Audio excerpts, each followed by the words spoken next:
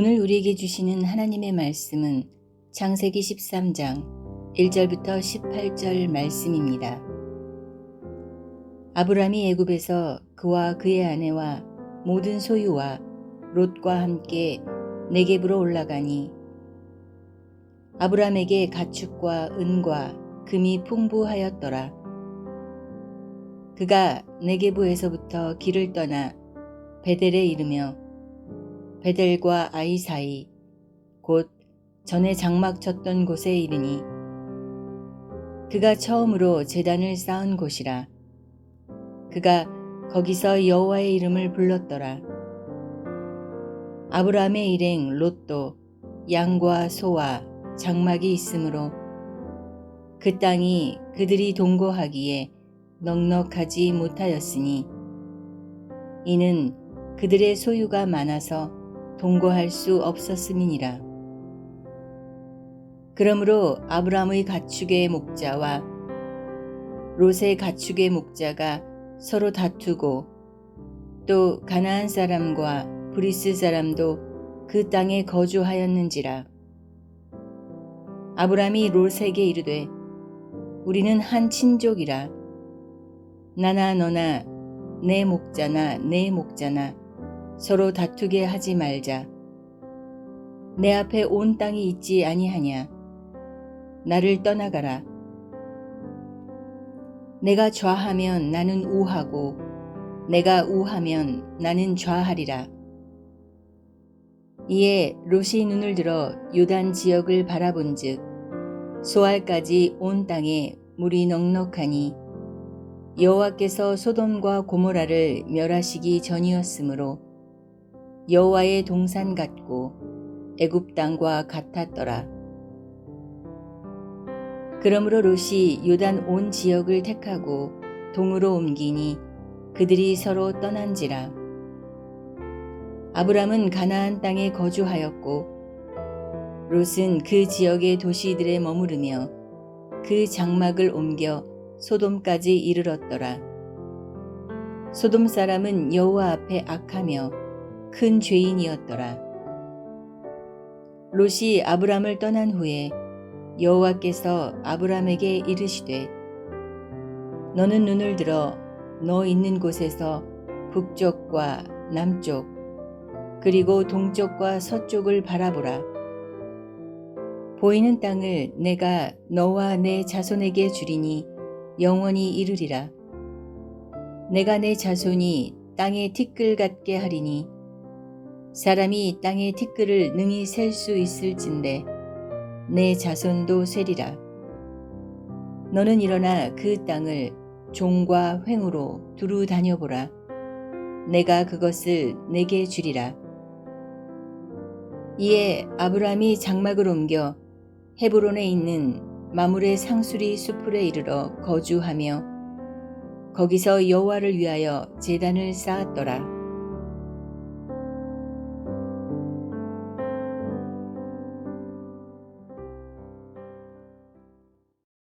옛날 한국에 있던 광고 가운데 순간의 선택이 10년을 좌우합니다 라는 문구가 있었습니다. 가전제품의 회사의 광고였는데 그때만 해도 가전제품이 가구와 같아서 한 번 사면 매일 걸레로 닦으면서 애지중지하며 보관하던 때였습니다. 가전제품은 길어봐야 10년이지만 어떤 선택은 평생을 좌우하는 선택도 있습니다. 한순간 선택을 잘못하면 회복이 영 안 되는 선택도 있고 그 선택 때문에 오랫도록 땀 흘리고 눈물을 흘리고 기도했던 것이 물거품이 되는 일들도 있습니다. 그러므로 인생의 성공은 결국 선택의 성공이다라고 해도 틀리지 않을 것입니다. 오늘 이 새벽에 본문 말씀을 통해서 함께 생각해 보기를 원하는 것은 인생의 성공이 선택의 성공에 달려 있다고 한다면 그러면 우리는 어떠한 선택을 해 나갈 것인가 라는 것입니다.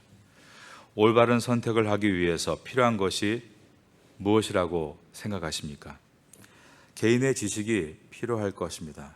지혜도 필요합니다. 그리고 경험도 축적되어 있다면 여러모로 도움이 될 것입니다. 순발력도 있어야 합니다. 다른 사람들의 조언도 있어야 하고 특별히 전문가들의 컨설팅을 받는다면 선택에 있어서 여러모로 유익이 될 것입니다. 그렇지만 최우선적으로 성도가 생각해야 하는 것은 선택에 있어서 성경적인 기준이 무엇인가를 배우는 것입니다. 올바른 선택의 성경적인 기준이 무엇인가? 오늘 본문은 바로 그것을 가르쳐 주시는 말씀입니다. 오늘 말씀을 통해서 크리스찬으로서 선택의 기준이 무엇이 되어야 하는지를 배우고 기도를 통해 깨닫고 돌아가시는 아신될 수 있기를 예수님의 이름으로 축원합니다. 오늘 본문 말씀이 위치한 문맥을 먼저 봐야 합니다. 앞에 있던 창세기 12장 후반을 보면 기근이 닥쳐서 아브라함이 일행을 이끌고 애굽으로 갔습니다. 애굽에 가게 됐을 때 아브라함이 두려움에 사로잡혀서 자신의 아내를 누이라고 거짓말을 했습니다. 그래서 결국 아내를 팔아먹게 되는 파렴치한 자가 되고 아내를 빼앗기는 비참함을 맛보았습니다. 그런 상황에서 하나님께서 개입하심으로 간신히 애굽에서 빠져나올 수 있었습니다. 이처럼 창세기 12장의 내용이 아브라함의 잘못된 선택이었다고 한다면 오늘 본문 13장은 아브라함의 바른 선택이다라고 말할 수 있는 것입니다. 아브라함이 어떻게 이렇게 바른 선택을 할 수 있었을까 생각해 보면 먼저 12장에서 실패를 통해 잘못된 선택에 대해서 배웠기 때문이었습니다. 그것이 깊은 교훈이 돼서 13장에서는 바른 선택을 할 수 있었던 것입니다. 여러분, 사람은 실패할 수 있습니다. 실패는 분명 뼈아픈 것입니다. 하지만 실패보다 더 아픈 것은 실패를 통해서도 배우지 못한다는 데 있습니다. 여러분들은 실패했을지라도 그 실패를 통해서 배움을 얻게 되심으로 시간이 지날수록 더 발전하고 나아져 가시는 성도가 되시기를 예수님의 이름으로 축원합니다.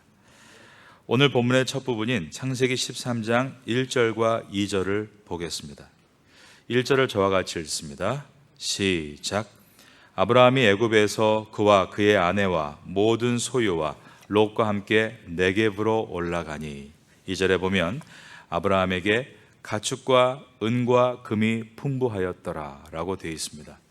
아브라함은 자산이 풍부했다는 것입니다. 아브라함은 예전처럼 하나님 앞에 단을 쌓고 예배를 드렸습니다. 3절과 4절입니다.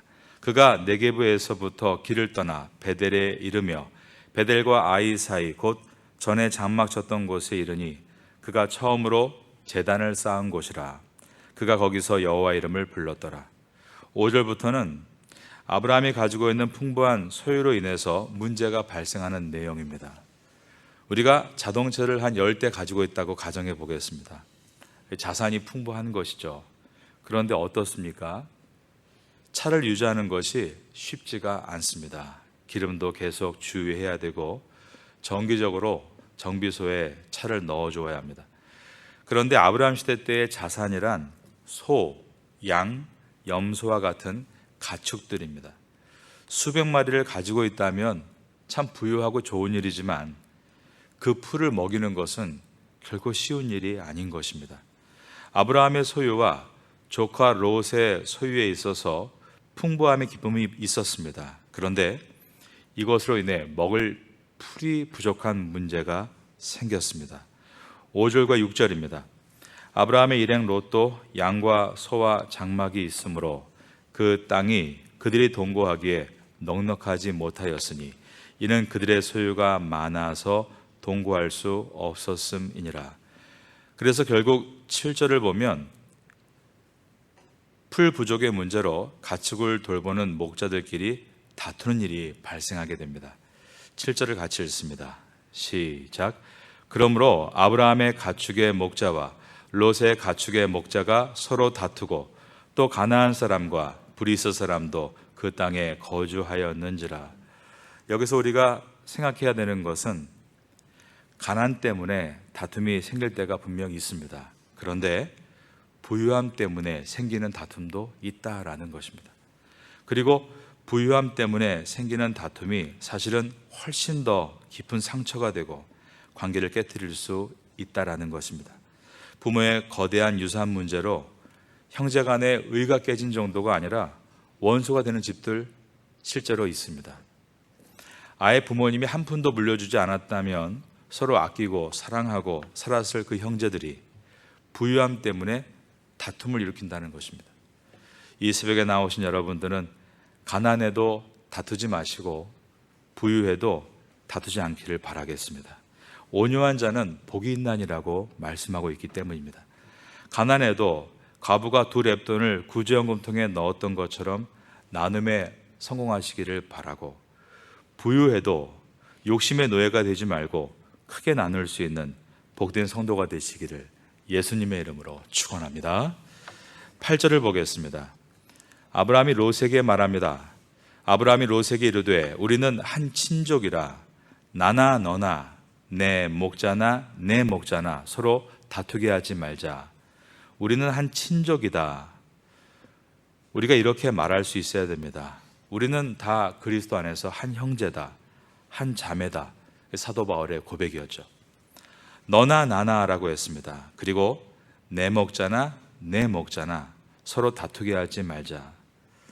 여러분, 아브라함과 롯 가운데 누가 어른입니까?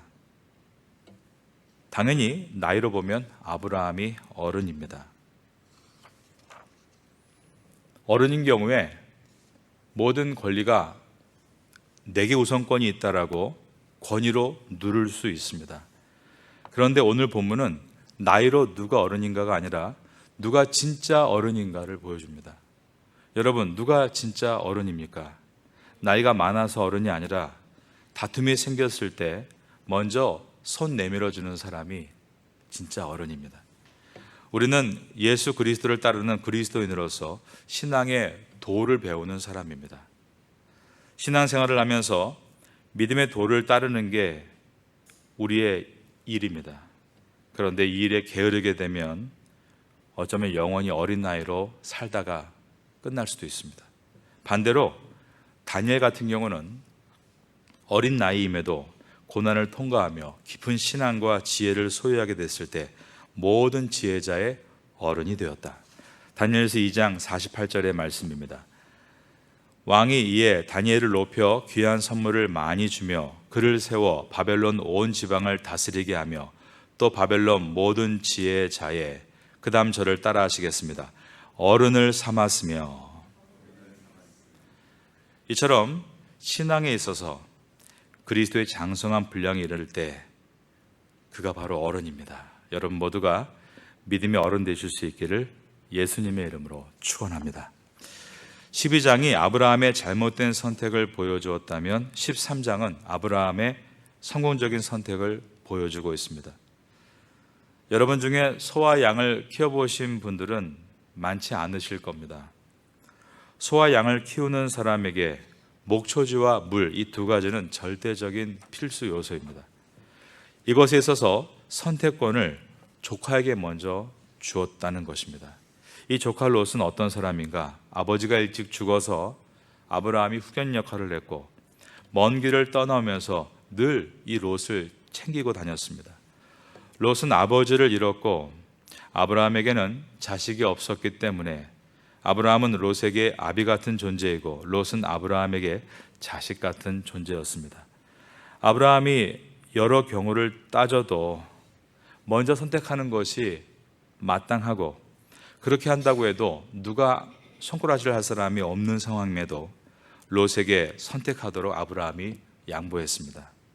이것은 아브라함이 물질을 중요하게 생각하지 않아서가 아니라 물질보다 더 중요한 것이 있다는 것을 알았기 때문입니다.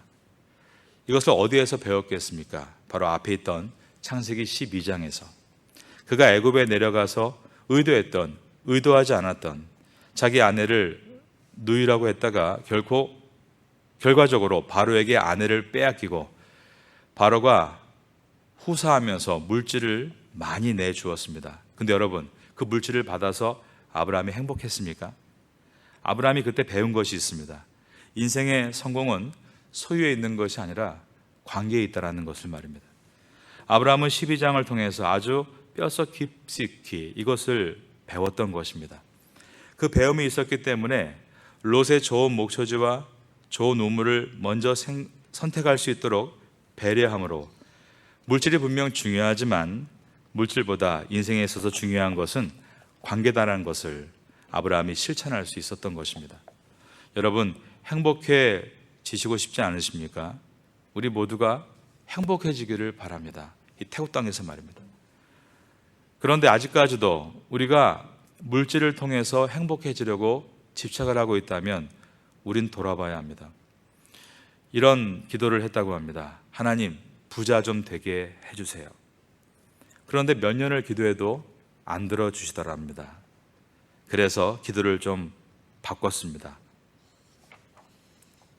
구체적으로 기도합니다. 5억만 주세요. 여러분들 5억만 갖고 싶지 않으십니까?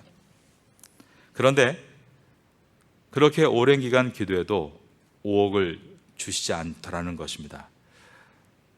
내가 좀 기도를 잘못했나? 바꾼 내용이 5억만 주시면 11조를 하겠습니다 였습니다. 이런 비슷한 기도 많이 해본 분들이 있을지 모르겠습니다. 이번에 이 큰 것만 해주시면 제가 헌금을 드리겠습니다. 11조를 하겠습니다. 공부하는 학생들도 이번에 좋은 학교만 붙여주시면 이라고 시작하며 여러 가지 딜을 하죠. 하나님께 말입니다. 어른들 기도를 따라하고 있다는 것입니다. 5억을 주시면 11조를 드리겠습니다. 그런데도 5억을 주시지 않았답니다. 마지막 기도를 바꿨습니다. 그 내용은 하나님, 그러면 11조 5천만 원 빼고 4억 5천만 원만 주십시오. 이렇게 기도했다는 것입니다. 이 이야기 속에 우리의 속마음이 들킨 것 같지 않습니까? 시종일관 모든 것이 물질에 집착해 있다는 것입니다. 우리가 물질에 집착하는 것에 정말 몇 분의 1만 하나님께 드려도 우린 많은 시간을 하루 안에서 주님과 동행하며 해결할 수 있을 정도로 우리는 그렇게 많은 시간을 물질, 눈에 보이는 것에 사로잡혀 있습니다. 저는 그것이 하나님 앞에서 우리가 해결해야 될 문제라고 생각하고, 정말 이것이 해결된다면 교회는 많이 바뀔 겁니다, 여러분. 그리고 파테아도 많이 달라질 겁니다. 무슨 말인가 하면 우리가 이 땅에 아브라함과 같은 사람이 되어야만 세상이 바뀐다라는 뜻입니다. 그러한 여러분 될 수 있기를 주님의 이름으로 축원합니다.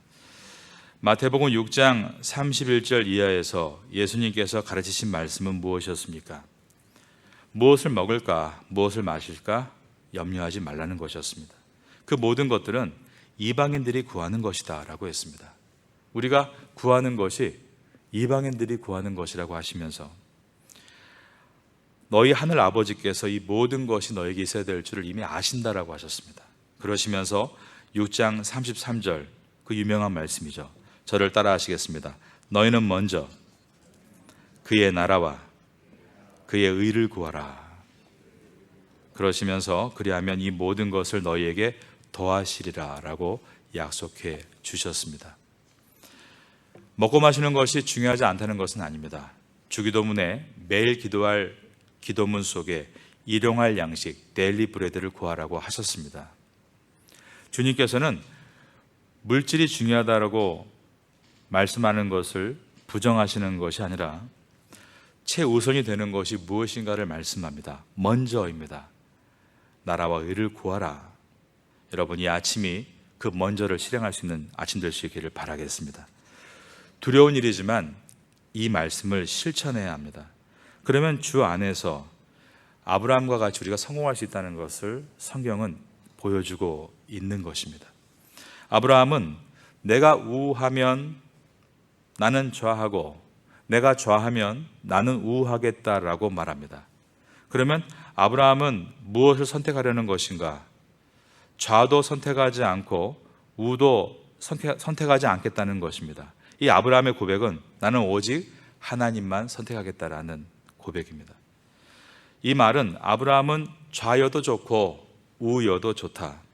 어떤 면에서는 세상 사람들이 볼 때는 우유부단하다고 말할 수도 있겠습니다. 사실은 좌면 어떻고 우면 어떻고 찬물이면 어떻고 뜨거운 물이면 어떻는가. 중요한 것은 하나님과 함께하는 것이다. 이것이 아브라함의 고백입니다. 오늘 창세기 13장에서 아브라함은 하나님을 선택하고 있다라는 표현입니다. 아브라함이 선택한 것은 예배를 선택합니다. 13장 4절에서 그가 처음으로 제단을 쌓은 곳이라 그가 거기서 여호와 이름을 불렀더라 라고 했고, 오늘 본문의 마지막인 13장 17절을 보겠습니다. 18절을 보겠습니다. 저와 같이 18절을 읽습니다. 시작. 이에 아브라함이 장막을 옮겨 헤브론에 있는 마므레 상수리 수풀에 이르러 거주하며 거기서 여호와를 위하여 제단을 쌓았더라 라고 했습니다. 아브라함은 어느 장소를 선택하신 것이 아니라 예배를 선택했습니다. 아브라함은 본질을 선택하고 있었습니다. 아브라함은 예배를 본질로 봤습니다. 그리고 본질에는 강철 같았습니다. 아브라함은 좌나 우를 비본질로 봤습니다. 그래서 비본질에는 갈대와 같이 행동했습니다. 본질에 있어서는 강철과 같이, 비본질에 있어서는 갈대와 같이. 바로 이것이 아브라함이 추구하는 신앙이었습니다. 여러분도 이러한 신앙을 만나시기를 바라겠습니다. 10절을 보겠습니다. 13장 10절 다 같이 읽습니다. 시작. 이에 롯이 눈을 들어 요단 지역을 바라본즉 소알까지 온 땅에 물이 넉넉하니 여호와께서 소돔과 고모라를 멸하시기 전이었으므로 여호와의 동산 같고 애굽 땅과 같았더라. 재밌는 표현이 있습니다. 여호와의 동산 같았다라는 표현입니다. 여러분, 비슷해 보이는 가짜가 많다는 것입니다. 명품 같아 보이는 짝퉁이 있고 진리 같아 보이는 거짓이 있습니다. 롯이 바라본 소돔 땅이 여호와의 동산 같았다, 낙원같이 보였다라고 말하지만 실상은 지옥이었습니다. 여러분이 악인의 형통을 볼 때 솔직히 마음이 어떠십니까? 수십억 원을 가지고 이 태국에서 큰 집에서 큰 차와 좋은 옷과 방탕한 생활을 하는 어떤 사람을 만난다면 마음에 부러움이 올지도 모르겠습니다. 보기에 낙원 같아 보인다는 것입니다. 하지만 실상은 지옥일 수 있다는 것도 생각해야 합니다. 10절에서 여호와의 동산 같고 애굽 땅과 같았더라. 이것은 겉으로 보이는 표면입니다. 그러면 내면은 어떠했는가? 그것이 그 뒤에 나오는 13절입니다. 13절 말씀 또 다 같이 읽습니다. 시작. 소돔 사람은 여호와 앞에 악하며 큰 죄인이었더라. 겉으로 보기에는 여호와의 동산 같고 애굽 땅과 같이 보였던 낙원 같은 땅이었지만 그 내면적으로는 하나님의 심판 바로 직전에 있었던 사람들이 모여있는 곳이었습니다. 롯이 정말로 봐야 되는 것이 이것이었습니다. 그런데 대부분의 사람들은 표면은 보지만 내면을 보지 못합니다. 우리는 여기에 자신이 있겠습니까? 만일 우리가 이 당시에 롯이라고 가정하겠습니다. 우리는 정말 바른 선택을 할 수 있을까요? 우리는 정말 내면을 볼 수 있는 눈을 가지고 이 태국 땅에서 살고 있습니까? 눈의 미학이라는 흥미로운 책에 한 줄의 중요한 문구가 있습니다. 그것은 눈은 감옥이다라는 문구입니다. 눈은 감옥이다. 즉 바라봄으로 갇힌다라는 뜻입니다. 롯은 자기가 바라봄으로 갇혀버렸습니다. 자기가 본 곳에 갇힌 것입니다. 죄의 영역 가운데 안목의 정욕이 있습니다. 사탄의 가장 큰 놀이터가 눈이라는 것을 잊지 말아야 합니다. 눈에 장난을 칩니다. 어떻게 장난을 칩니까? 부분만 보게 하고 근시적으로 보게 하고 비틀어서 보게 합니다. 아담과 하와도 이 유혹에 넘어진 것 아니겠습니까? 눈이 가져다주는 유익은 정말로 큽니다. 그래서 모든 신체 가운데 가장 중요한 기관이 눈이다라고 말하는 사람들 많습니다. 그만큼 유익이 크다는 것입니다. 하지만 그만큼 눈이 가져다주는 해악이 제일로 크다라고 말할 수 있습니다. 유익도 제일 크고 피해도 제일 큰 가장 위험한 기관이 눈이라는 것을 오늘 본문이 가르치고 있는 것입니다. 우리는 믿음의 눈을 떠야 합니다. 이것은 사도 바울이 고린도후서 4장 18절에서 기록했던 말씀입니다. 우리가 주목하는 것은 보이는 것이 아니요 보이지 않는 것이니 보이는 것은 잠깐이요 보이지 않는 것은 영원함이라. 믿음의 눈을 가져야 한다라는 말입니다. 우리가 믿음의 눈을 가지기 위해서 해야 될 일은 눈을 감는 것입니다. 기도할 때 믿음의 눈을 소유할 수 있습니다. 필립 얀시라는 분의 글에 이런 문구가 있습니다. 기도는 영혼의 근시를 잡아준다. 기도는 영혼의 근시를 잡아준다 라고 했습니다. 밝히 보기를 원한다면 눈을 감으라는 뜻입니다. 눈을 감고 기도하면 오히려 눈을 뜨게 될 것이라는 말입니다. 이것은 역설이지만 우리가 경험한 바 진리입니다. 세상을 정말 잘 보기를 원한다면 먼저 새벽에 나와 눈을 감아야 합니다. 눈을 감지 않기 때문에 어쩌면 지금까지 잘 못 보았는지도 모르겠습니다. 여러분 하루에 몇 분 기도하십니까? 사실 새벽에 나오지 않으면 하루에 5분도 기도하기 어렵습니다. 그러면서 어떻게 보기를 원하겠습니까? 기도를 가까이 할 때 선명히 보이고 말씀을 가까이 할 때 정확하게 보입니다. 말씀과 기도를 가까이 할 수 있게 되기를 주님의 이름으로 축원합니다. 소돔과 고모라는 롯이 원했던 땅입니다. 그렇지만 하나님 보시기에 롯에게 필요했던 땅은 아닙니다. 이것이 중요합니다. 우리는 우리의 탐심 때문에 원하는 것을 보고 그것을 달라라고 기도합니다. 몸이 원하는 대로 먹으면요, 몸은 다 망가질 겁니다. 몸이 필요한 것을 먹어야 몸이 건강할 수 있는 것 아니겠습니까? 이처럼 내가 필요한 것인가 아니면 내가 원하는 것인가를 구분할 수 있는 것도 믿음의 눈을 뜨면서 부터입니다. 이제 마지막 부분으로 가겠습니다. 14절부터 17절입니다. 롯이 아브라함을 떠난 후에 여호와께서 아브라함에게 이르시되 너는 눈을 들어 너 있는 곳에서 북쪽과 남쪽 그리고 동쪽과 서쪽을 바라보라. 보이는 땅을 내가 너와 내 자손에게 주리니 영원히 이르리라. 내가 내 자손이 땅의 티끌 같게 하리니 사람이 땅의 티끌을 능히 셀 수 있을진데 내 자손도 세리라.